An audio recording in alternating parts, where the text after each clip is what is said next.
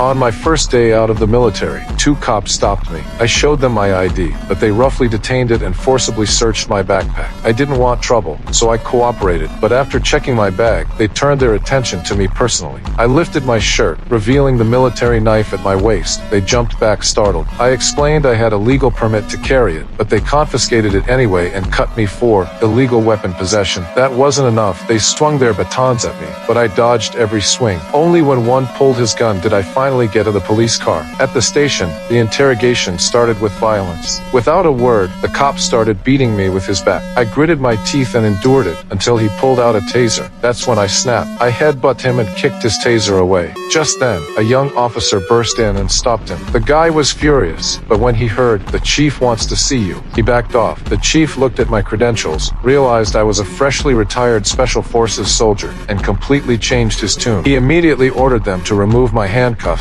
return my belongings, and even invited me into his office to apologize.